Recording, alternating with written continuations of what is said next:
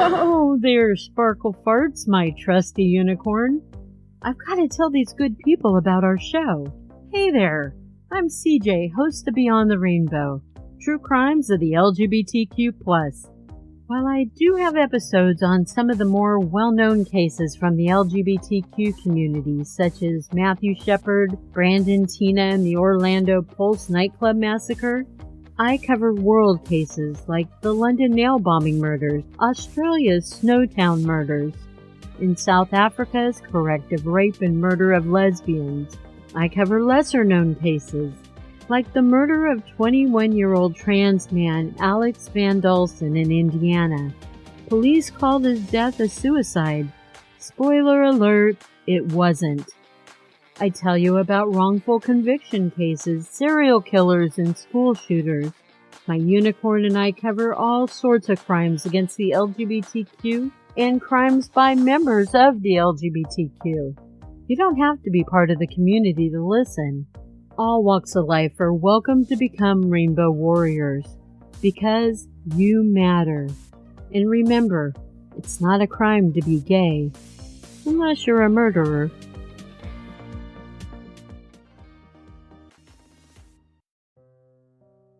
Darkcast Network, bringing our indie podcasts out of the shadows.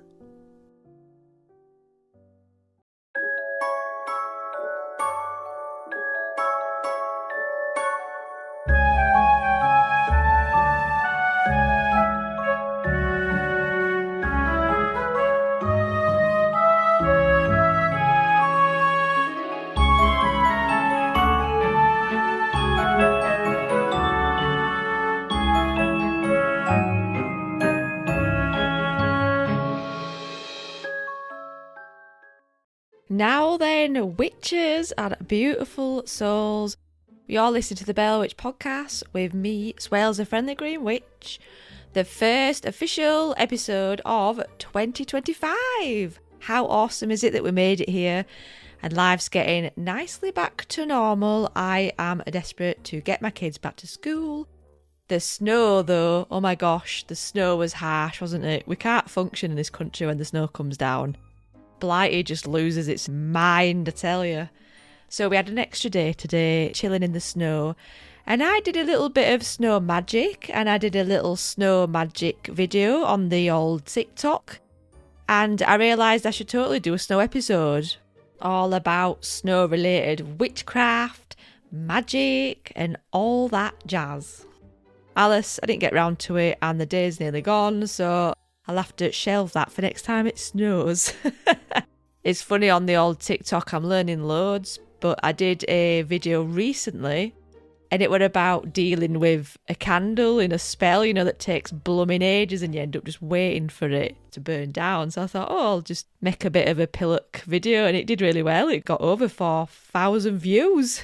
I guess a lot of you out there can absolutely relate. Big ass hashtag witch problems. But yeah, if you're on the old TikTok thingy bob, do give me a little follow and a cheeky little like, won't you? I hope you enjoyed the last meditation of the Elemental series. It's taken me just over a year to get all 4 out, and as I were quite surprised by the first Earth meditation and how well that did, spurred me on really to do a little set of 4, so I hope you enjoy that and I hope it helped in the chaos of the festive season, and I just want to do a load more now. So if you have any ideas, please give me an email on thebellwitchpodcast@yahoo.com. It is a bit tumbleweedy at the moment, but I'm putting that down to the festive season. Also, looking for love through ratings and reviews, especially on Spotify and Apple Podcasts. It's really stagnant over there. It'd be so great if I could get some reviews and ratings. Thank you, please. Help me grow by sharing, blogging, rating, reviewing, tweeting, reposting. All that really does help not only the show to grow, but for me to not lose confidence and keep on keeping on. Every single mention, every single review I get means so much to me, and I'm so thankful for you listening right now. Have you heard about the Whimsy Goth Market in London? A brand spanking new market for the weird and magical. Held at Cecile Sharp House in Camden. A space created where individuality is celebrated and small businesses are supported. Where all subcultures can come together, feel safe, welcome and included. For more information on this magical event, visit www.thewhimsygothmarket.uk. Patreon is still there in the background. I had another little flurry of followers, which is brilliant.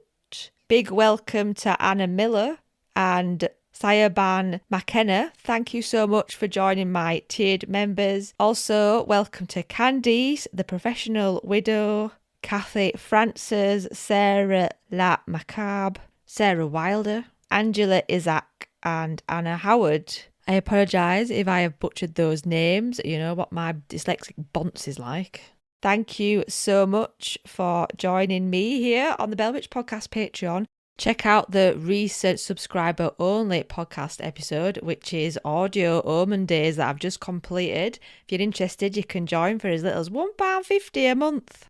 All funds are ploughed straight back in to the show, mostly to subscription fees, but it just really helps with confidence to know that you value this podcast enough to throw me a little bit of coinage. So thank you very much.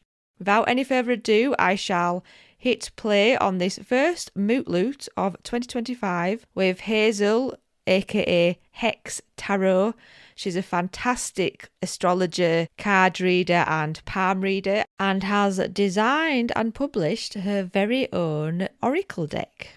Not a traditional oracle deck, an actual quite historic divination system that I can't say the name of. Laminade, is it? Laminade. Laminade. Lenormand. Hello, Hazel. Welcome to my little witchy podcast. Oh, this is amazing. Thank you for inviting me on. It's exciting. So happy to have you. I think a listener or two might have said you need to get Hex on, you need to get X on and talk about tarot and oracle and stuff. So I was like, oh yeah, but we're such busy witches. It takes a while. Yeah, it's true. We are. It's life in. Thank you to the listeners who suggested me. I always find it really funny that people actually listen to me rambling. Yeah, so that's cool. And I know your podcast is amazing, so it's cool to be here. Thanks, Witch. Do you want to tell us a little bit about yourself and what you do and your skills and all that jazz? Yeah, so I am a professional astrologer and tarot reader, and I guess I've been in the occult field for about 20 years. I've been practicing Magick forever, since childhood. I've been casting spells for about 30 years, and in 2021 I brought out my magical folklore Lenormand deck, which if you're watching you can see me holding it up. So that's an oracle deck based on a divination system using cards, and I'm a palm reader. Yeah, and I guess a practitioner of magic. I am a witch, but it's not my identity, if you know what I mean. I'm a spiritual teacher. Like a mentor? Yeah, I want people to go away feeling fired up with their own critical dialogue, confident in their own practice, inspired and excited. And that's my aim for everything that I do in terms of my teaching and my readings. The tools of empowerment. Oh, nice. I like that. And you live in a caravan, do you? I do live in a caravan. I'm in my bedroom now because it's got the most amount of furnishings. As you can maybe see, I'm a maximalist, so I like a lot of things around me. And yeah, me so too. I'm here sat in my bedroom with my horse's skull behind me, which I brought back from Greece. I found it in a field in Greece, which was fun. I just think that's so cool that you live in a caravan. That's ace. Living the witchy dream life. Yeah, I mean, I can tell you a bit about that and like how that's informed my practice, because it definitely has. It's definitely changed my practice and my relationship with the land, and healed me in a huge way, which has been great. So I moved up here 6 years ago with the intention of it being a stopgap, and I just loved it. I'd moved from a city to another city. A lot of my 20s, I was studying a lot of occult practice and, involved in a lot of different groups and going to a lot of lectures, and I was practicing tarot professionally along with another job that I had. And when I say professionally, I mean I was taking paid clients. Okay, so that's the notion of being a professional, whatever. It was part of my job, and I was just like in discord, constant discord with myself and my environment and the people in my life, and I just felt deeply dissatisfied, and that's because I was living in a state of disharmony for my true self. Because I'm a country bumpkin, really. I like the country life and I like the sky. Fundamentally, I like to be near to a place where I'm high up and I can see the sunset and I can see the sunrise, and that has always been a huge part of my practice, is the cycles of the planets. And I guess that's why I'm an astrologer now, a professional astrologer. So moving up to the Caravan was like, suddenly I was at the full force of the elements and the interdimensional beings and the ghosts and the fog and the weather and the rhythm of the moon and the sun. It's just magical. On a morning sometimes I get the moon setting during a full moon and the sunrise, and they're like parallel in the sky, and it's just so beautiful and humbling for the kind of hedge witchcraft and folk magic that I practice now. It's been really healing for my ego as well. As soon as you remove yourself from the close bustle of consumption which comes with living in a city and other people's energy and the expression of identity, as soon as you remove yourself from that and it becomes less important, you heal yourself. Like, I've massively healed so much to do with my ego, and it's changed my practice enormously from being essentially ego based occult practice into more gratitude based folk magic, which is why I am a witch. I definitely am a witch, but I don't have that as my identity anymore, because my identity as a witch was ego driven. And I don't want to be ego driven anymore. I want to help people to live a better life. That's fundamentally why I'm a tarot reader. It's to help people make better choices. Yeah, living close to the land has helped me to prioritise that as a form of self-expression. I like it. I'm happy now. It's similar to camping a little bit, because when I camp, I feel so much more plugged in to the earth, and you wake up with the sun straight away. You're outside, aren't you? And it makes such a difference to your well-being. Yeah. And we all hide in his houses in winter with his blackout curtains, and I find it so hard to get up. That's why, because I still think it's night. The way I live is very different to how a lot of people live, and it's not easy. And it's not something that I will probably continue to do forever. Like, it would be lovely to have a big Victorian house to put all my art prints and things in that I buy, and, warmth and stuff. I think everyone's just got their own circumstances that they're living through. What I realised at some point during my occult practice was that I like ordeals. I love a good ordeal. I love to put myself through the ringers. And as I've become more mature with my practice and older, I've realised that intentionality is really important in magic, and it's really important in witchcraft and any sort of spiritual practice. And so I like living here and experiencing the weather and experiencing the land, because the ordeals which link me back to my ancestors, the ordeals which link me to the earth. So, rather than the ordeals of modernity and, okay, let's say, like when you're a teenager and the politics of friendships or whatever, rather than those kind of things, it's really nice to like choose to be cold sometimes, because that's the nature of how I live. It's not self-flagellating, it's just being able to experience things. And I love that about being a physical being.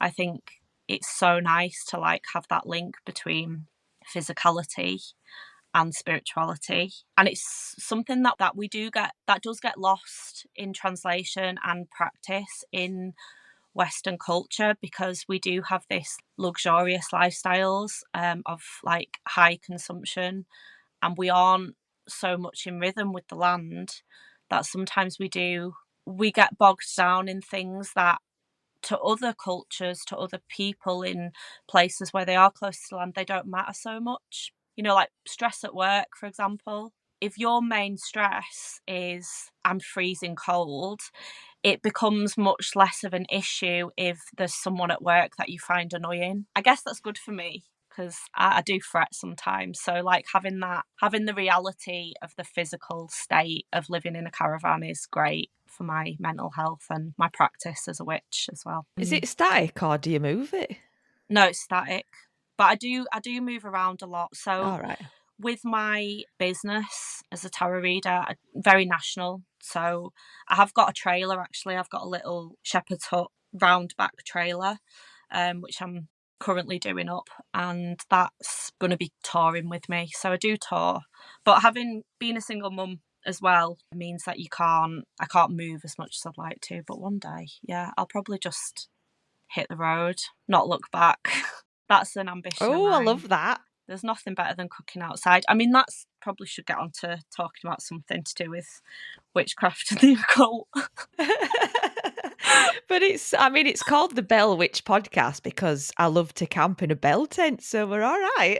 Yeah, that's amazing. I can set my tent up outside my caravan, and I often do.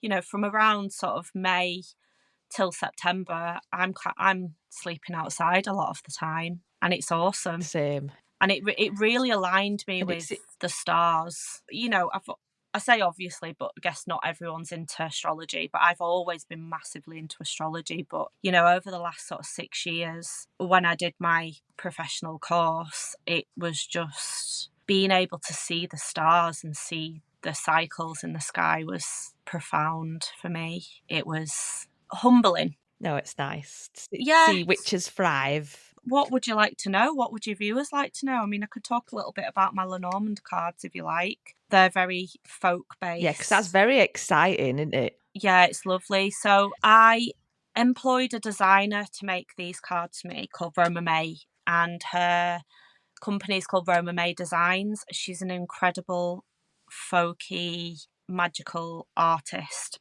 I actually did 6 years of art school, but I'm lazy. So I employed her because she was going to help me to get the job done. And she did such a lovely job of interpreting the briefs for me and everything. The thing about this deck of cards is it has visual links to my caravan and to the environment and the moor which I live on.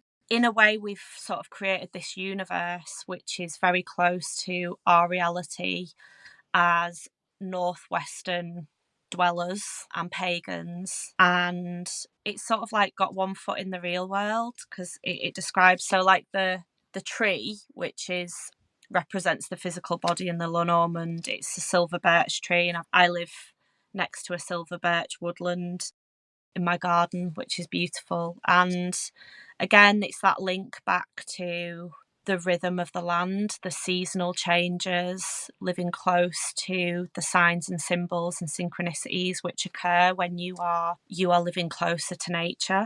That's really what I wanted to communicate with this oracle deck, and also just in my practice generally, you know, that aspect of humility that living near to nature gives you. So I could talk a little bit about what Lenormand is and where it came from. It's a bit more of an unknown sort of divination system in a way. As I said, I've been practicing tarot for a long time, so I've been probably working professionally since before 2010, and definitely since 2012 is when I started doing big events. And tarot has always been like a love for me. It's been like a great romance and love affair. And in fact, I'll tell you how I got into tarot, because it's quite funny. Before I start diving into the Lenormand, I was watching The Spy Who Loved Me with my nana when I was about 7 or 8, and I was in her living room and there was a tarot reader, and I was like, wow, she is sexy, she is glamorous, she is everything I want to be. And she somehow had so much power over James Bond, over all these like men, like all this like wisdom and knowledge and like over sexuality. And I was like, I want to be that woman. And I just loved occult things. You know, I've always been like a witch, natural sort of witch. And my family are Catholic, like, you know, friendly sort of Irish Catholic, get drunk and party kind of people. And so it was always like, when I was a kid, going to church was like really good fun because it was just ostentatious and there was like velvet everywhere and incense and old buildings and it was all very theatrical. Because I was arty and I like visual things and became an artist, it was always like tarot was always the thing. Glamorous. It was so glamorous for me.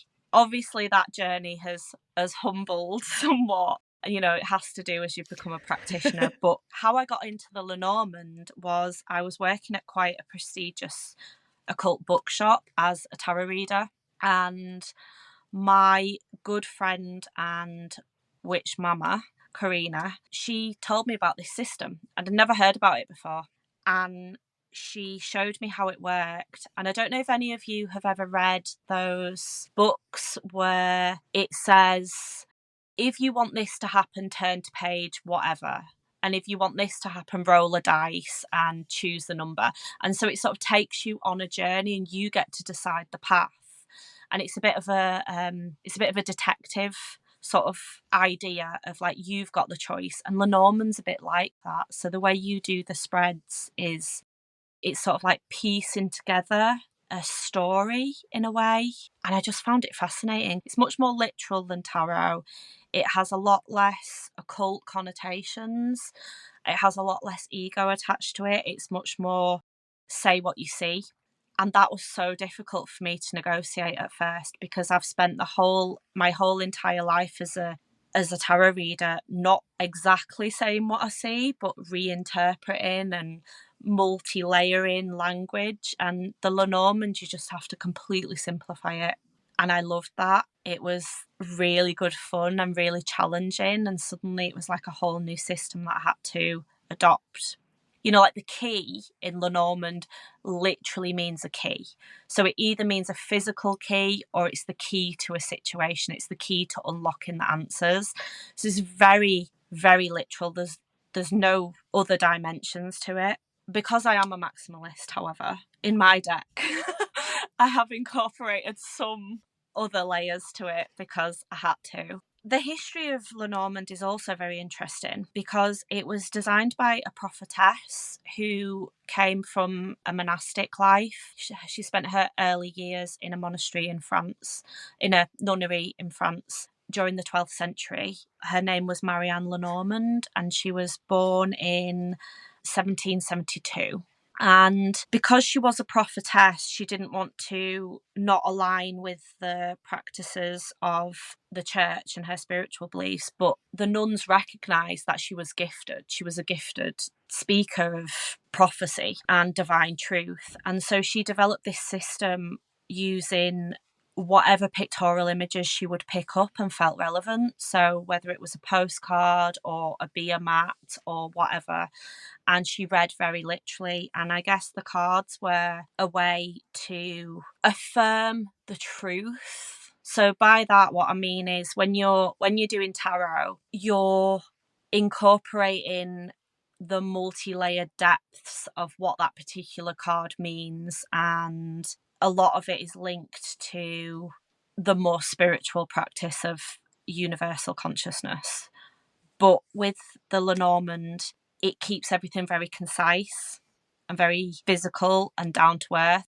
And I think that's probably, I don't know, this is just me sort of expressing a notion here, but that's probably how she got round practicing divination and still being part of her authentic religious practice as well, which was probably Christian, because otherwise she would have probably been done for being a witch. So yeah, that's why I like Lenormand. I like it because it's literal. I like it because it's simple. And if you start with something like oracle cards as well, or you started with Lenormand, I think it's a lot easier to learn. I found it very difficult to learn because I was so embedded in the idea that everything has to be layered and symbolic. It's almost like undoing years of practice, actually, coming to the Lenormand. And it's lovely because it feels like you're clearing the deck energetically. It's just like a fresh start. Remapping certain things in your brain, certain symbols, and having to be much less poetic and rococo with your like language, and just like simplify everything, which is sort of a theme. As I've said through this podcast, this seems to be like a theme of my life at the moment, to just simplify. I remember my mum having a deck, actually. I might still have it. There were tiny little cards with pictures, and they had a little poem on every one that mentioned what was in the picture. And there was a book, and it were like this book called Secrets, you're going to open it kind of thing. But I remember she used to lay them down, and then there's one that represents you, and the cards around it are the closest issues to you. And then it goes out another ring. Is that how yours works? Is that how they generally work? Yeah, absolutely. So they have the very ascribed meanings, and they have a formula, and you don't break from the formula, basically. So the woman represents a woman or that energy, a physical person. The man represents a physical person. The child represents a physical person or something that requires taking care of. If you were reading for yourself, or I was reading for me, I would have like the woman card would represent me, and then everything that's above is things which you've already experienced. Everything that's below is things which you need to deal with. Everything that's to the left is the past. Everything that's to the right is the future. Yeah, it is incredibly literal. The thing to do is to not overthink it. If you have, like, say, the ship, a woman, and the clovers represent good luck. Most of us know that. It's sort of ingrained in our psyche. And the ship, a journey. So you would have, the woman would be going on a fortunate journey, a journey of good luck. So if you plan the holiday, that would be a green light. It's like, yeah, it's lovely the way the language is so simple. It's really effective. It's really accurate. And the best way to use Lenormand is when you want an answer to a situation. So when I read for clients using tarot, sometimes that I go in completely blind. I have no idea. They don't have a question. They just want to see.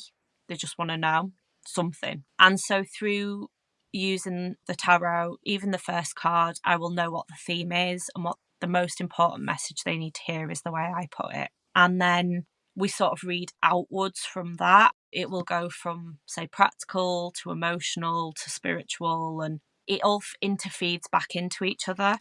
Lenormand is very good at giving you a direct answer, similar to the way that people use a pendulum or the runes. It's much more direct. It's much less metaphysical. So I'll tell you a little bit about my hedge witch practice. So I am really into like quantum physics. I'm really into like interdimensional multiverse and creating universes. So like I love Tolkien because he's created a universe, and R.R. Martin, Game of Thrones, and even like history. Like I'm a massive history nerd. I love the Tudors and also Roman history. I love Roman and Greek mythology, Norse mythology, because they're like their own mini verses. They have like such quality of their own reality within them. And when I was creating my deck, that's fundamentally what I wanted. I wanted somewhere that was its own little metaverse, and people could step into that through either reading the cards in a form of divination or through meditation or just through like visually enjoying the images, which is also why I chose Roma May for the illustrator, because her work feels like a world. It's like each image is like very cushioned within itself. It's rich, the quality is rich. It feels abundant and like you want to step into it. And so weaving my life and my location through the cards, and some of her life as well, because of course she illustrated the deck, it's its own universe. and it's given it this rich tapestry to step into, which is fun for me. And Yeah. that's what I wanted.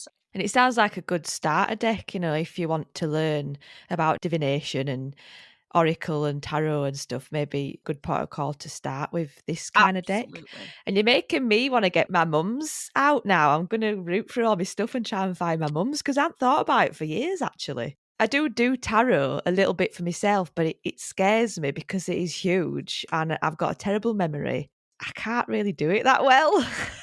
Much prefer oracle. Yeah, I mean, oracles, I never ever thought that I would. I'm not an angelic sort of person, Reiki person. I mean, I'm all earth and water in my astrology, so I'm a bog dweller. I'm like a hobbity bog dweller. And so the angels are like they're way out of reach for me. But I have to say, like, one of the best oracle decks that I've ever had is like some terrible tacky angel deck, because the messages are just so obvious and they're so clear and you don't have to philosophize about it. The first ever professional tarot deck I got was the Arthurian Tarot. And I didn't really know anything about the King Arthur myths. I think I was only like 13 when I got this deck. Did have a deck before that, which was from Sugar magazine. I don't know if you remember that magazine, but it's like a teen magazine. Yes. Oh my God. I've still got the deck, and they're worth a fortune now, and they are so beautiful. I love it. It's just so 90s and like such a gorgeous deck. But yeah, the first proper deck I got was the Arthurian Tarot, and it was so confusing to learn. You had to learn all the mythology, and I mean, it's a beautiful deck and I can use it very effectively now. But the numerology, the colours, the suits, the elements, when you're first starting out, all of that stuff takes a lot of time to remember and learn and understand. So oracle decks are definitely the best decks to start out with if you're starting wanting to learn divination or just practicing for yourself. They're the easiest ones because they're the most literal, and you can't really get it wrong, with oracle decks, but they are good fun. I mean, the thing that I like about Lenormand is it's very real. Like, it doesn't sugarcoat anything. It just says it exactly how it is. A little bit like the Thoth deck.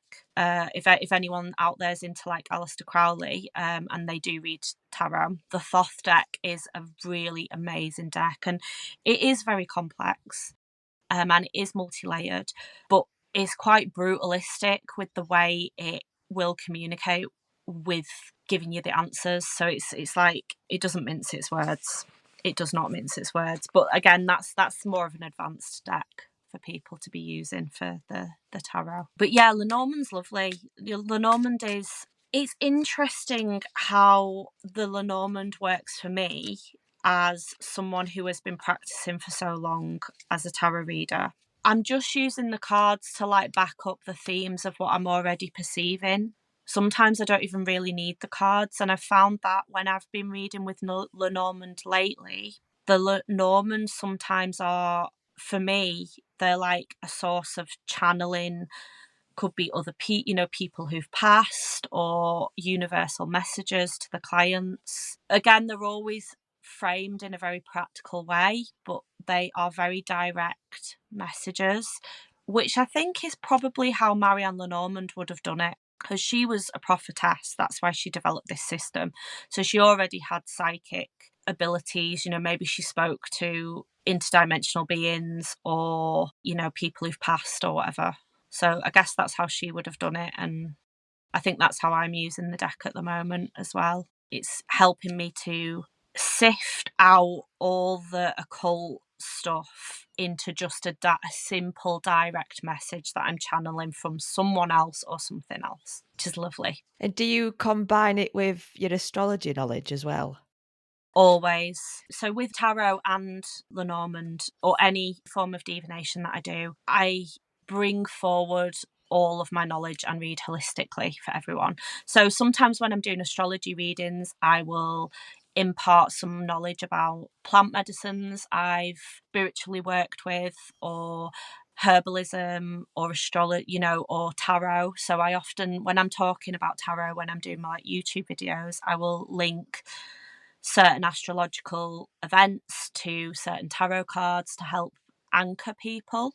And it's not that people have to like follow my advice to like the degree or anything, but it's hard not to be holistic when you've been doing it for this long and incorporate, astrology into Little Normand and the tarot as well. And events matter, the weather matters, and astrology is just like the weather time, but bigger.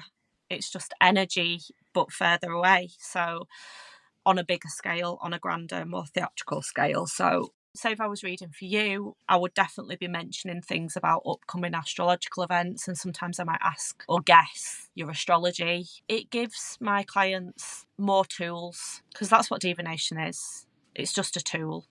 When you first start out, when you're a baby witch, I don't really like that term because it's degrading, isn't it? But when you're new to occult practice, what I found was divination for me was like the thirst for knowing and the thirst for power, and in some ways the thirst to satisfy my own ego, which is how I came to it, through wanting power, through wanting to appear a certain way and be a certain way and identify as a certain thing, which is cool. That it's cool to have that at the beginning of doing anything. You want to be fired up and you want to feel your ego raising and feel that, lust for it. Otherwise you're not going to continue on the journey with anything that you do. So it's important to have that at the beginning, but fundamentally, as you get to know it better, anything that you do becomes more of a tool, and it's a tool that just should either make your life better or other people's lives better. That's how I really use tarot now. It's a tool. It's just there. It's like the contrast between the fates and the gods. It's like the fates are like your birth chart and the gods are the transits. And within and among that, you have free will. When I give a reading, it's like that's just what the fates are telling us. And then we've got total free will to move around that and to interpret that and to do that, what we will with that. Astrology is such a massive topic. It kind of scares me a little bit. I do sort of look into it and go, oh no, it's just too big. It's too big for my brain. I can't handle it. Yeah, it's massive. So since like 2008 to probably when I had my son, tarot was like my main focus of understanding and study. It was my main focus of study. In and among that, there was other things, but I really started getting into astrology in a big way, and you never stop learning. I mean, I do professional courses yearly on astrology with very prestigious teachers, and I really work hard to seek out teachers who are really well knowledged and well versed, because I also teach things about astrology, and so I want to give people the best knowledge. And there's so much misunderstanding about all forms of divination and astrology that it's fatalistic in some way, and that what you get is what you have. And especially with palm reading, people think that the lines on your hands, once I've read for you, that's it and your lot's done, and they fixate on having a short lifeline, which actually could make your lifeline shorter, because worry appears on your hands, worry is visible on your hands. And it's the same with astrology. It's just a tool to help us to be better people. That's primarily what all this stuff is. For me, it's what witchcraft is. It's what the occult should be, but it's not really. It's just knowledge that makes us nicer, that makes us kinder, that makes us more in tune with the earth. And that's what astrology is. So when we're having a difficult time, and we know that is because it's been raining for 8 months, imagine what it's like when there's solar flares. That's interacting with our energy, and the moon cycles are interacting with our energy. And it's like, if we know that, we can empower ourselves to make better choices. We can hibernate. We can fundamentally just be kinder to ourselves by having more knowledge. That's the beauty of paganism. Primarily, that's what pagans generally we try and do. Just try and be like better people, hopefully. To each other and to the earth. Yeah, exactly. The best thing you can do is, if you are confused about it, is to go and do a course, or listen to an acclaimed podcaster, astrological podcaster, or source your information. Get a foundation for it before you jump ahead and try and do your own research too much, because it can get really muddy. So a lot of people don't know, but the best thing to do when you are looking at your star signs, if you're on YouTube and you're wanting to know what's coming up for the next moon, is to look at your ascendant sign. That will be the most accurate, and then your sun sign, and then your moon sign, and then any other placements you want to look for. Most people, when they're looking at the zodiac or in the papers or whatever, they look at the sun sign, and the sun sign is your soul's expression. It's not necessarily the most practical that you're going to get with the astrological forecasts, which I think is interesting. Yeah, it's vast. It is really vast, but it's definitely a passion of mine. It's something which I will never stop learning now. I will always be evolving and developing through understanding, getting my head around it, learning about new things as well as astronomy moves on and grows, and we learn more. We re-identify planets as asteroids and asteroids as planets, and understand more about how the universe works. It's a fascinating subject. I mean, even if you're getting back into like Hellenistic astrology, which is like the original European astrology, they only used the like main heavenly bodies, the closest to us. So Jupiter, Mars, Venus, Saturn, Earth, the sun and the moon. We didn't know about any of the outer planets, and it's proven. That's another reason I like it. There's thousands and thousands of years to back up our understanding of how Venus interacts with us in the Western Hemisphere. Same with palmistry. There's like thousands of years of research to ascribe the meanings that we do to certain lines on hands and energetically and through our nervous system, why that is applicable. That's what I love about it, and that's what I love about the Lenormand as well. It was developed by an expert, and she knew what she was doing, and she did it really effectively. And the same with tarot. Tarot's evolved through many facets, and it's had many reincarnations, but the fact that it's so multi-layered does give it some weight. It gives it some force behind it, and I think that's lovely. And they're great things to learn when we are pagans or whatever mono or non-mono beliefs you have. Having that framework behind something is a great way to do things. It's like being an artist. You can't really truly paint the way you want to paint until you know how you don't want to paint, until you know how to do the process. As soon as you know the process, you can then step outside the box. I don't know when I was born, like the time. So I always go, oh, I should get this graph done. And then they go, what time were you born? And I'm like, I don't know. Oh, that's an interesting one. So I can never get it done. No.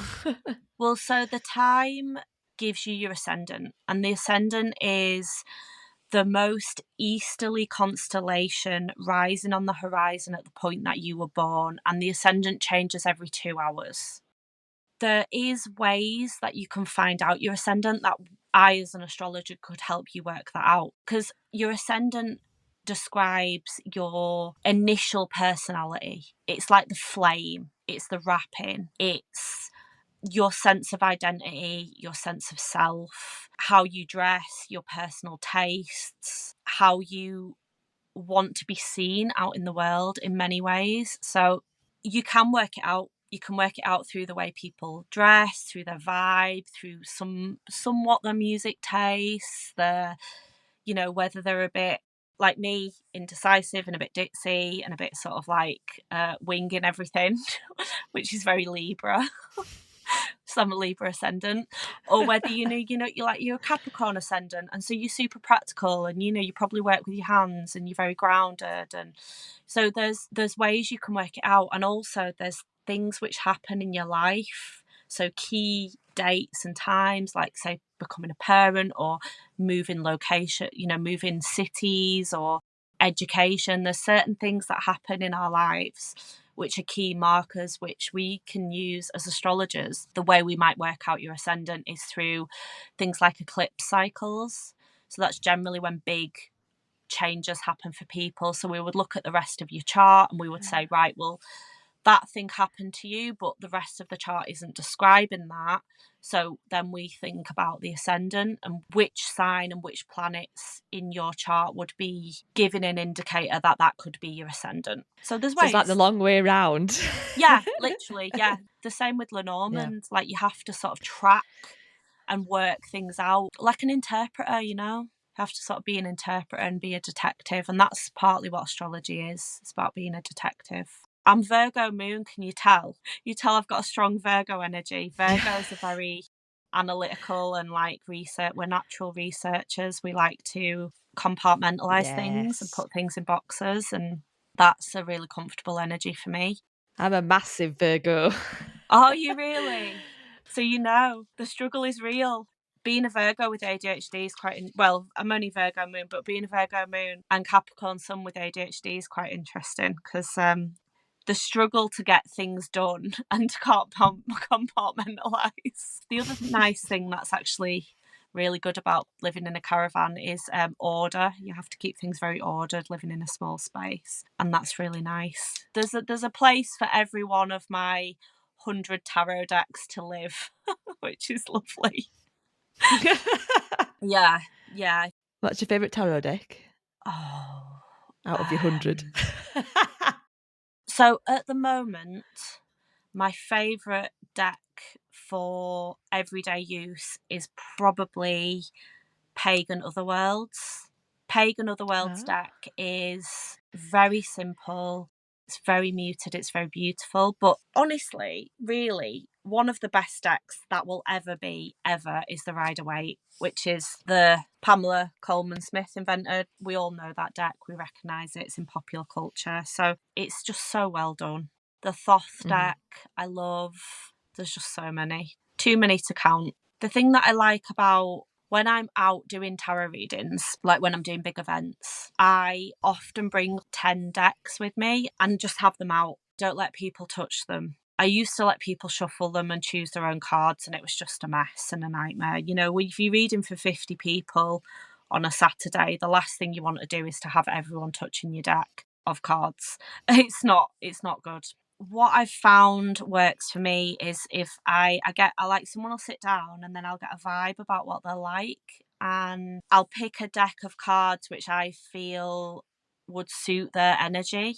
Because there's no point in reading for someone with a Rider-Waite deck if they've got a preconception about that they're really afraid of getting the death card, or that they think they know all about tarot, and so they're trying to read the deck for you. And that creates confusion, and it stops me from being able to channel the information that I need to give to them. So I use multiple decks. That's why I've got so many, but also obviously I just love having lots of decks. Original reason why I did start to use multiple decks when I do big events is because I had one deck of cards that I would use, and by the end of the day, everybody would have the same cards coming up. It didn't just happen one weekend, it happened at every event. The only explanation that I could give for that was energetically, the cards were getting sticky. They were either messages from me and it was something that I was meant to be hearing, or it was just quantum physics, you know, the string theory, that energy was just gravitating towards these several cards over and over and over again. And so I started to use multiple decks in order for people to have cleaner energetic readings, and that works really well. So it's important, or maybe I just tell myself it's important that I have 100 decks or more. So, but it's functional. It really is functional. You know, you need the variety because different decks of cards, they just have different ways of talking to you. They have different languages. They have different communication styles. They're a bit like people. Can you give yourself a little plug and tell us where we can find you and get this amazing new deck and all that jazz? Yeah, so I am Hex Tarot shop.bigcartel.com, and that's where you can buy all your readings from me. You can pre-order the second edition of my Lenormand deck. You can book your workshops with me and everything else. I'm also Hex_Tarot on Instagram, and that's where I do post most of my content, and you will get like weekly tarot forecasts and occult knowledge and things like that from me, and insights into my life, and you can communicate most easily with me at that point. I also have a YouTube channel called Astrology Talk and Tarot, and I post all my astrology stuff, so you will get your monthly forecasts, your moon forecasts, things like that. So yeah, I'm all over the place, and I'm on here, which is so cool. And when are we going to get the podcast? Because you sound like you could easily do one. I'm a technophobe. Oh yeah, oh, it's dead good. When you get going, it's like you're off. I love it. But I could just see you doing your own podcast. I think it'd be amazing. Oh, well, maybe I could have you on my show. It'd be great. Yeah, it'd be lovely.